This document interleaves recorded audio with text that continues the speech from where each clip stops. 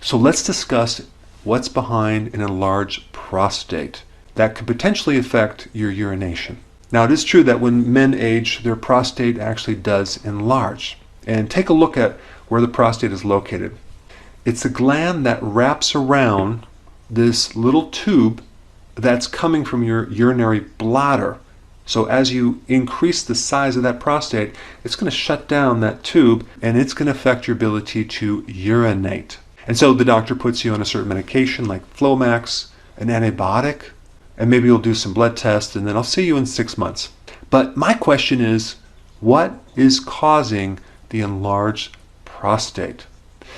If you take a look at all of your hormones, they can be classified really in two different categories. One category is called anabolic, and the other category would be catabolic.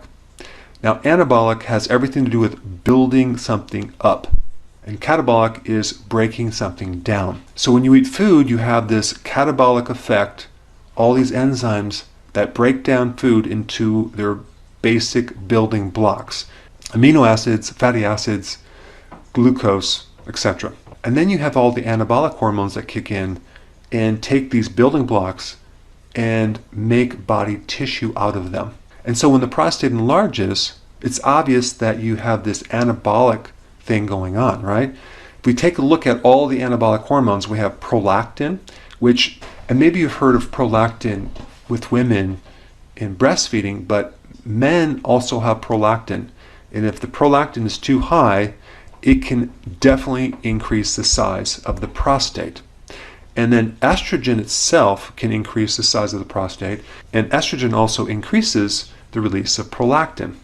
So then you have other hormones like DHT, which is a very powerful form of testosterone, and androgens, cortisol, growth hormone, IGF-1, which is kind of the extension of growth hormone. It's made by the liver, it's stimulated by growth hormone, definitely will increase the prostate. And you have progesterone and insulin, which is a very powerful anabolic hormone. And so let's take a look here.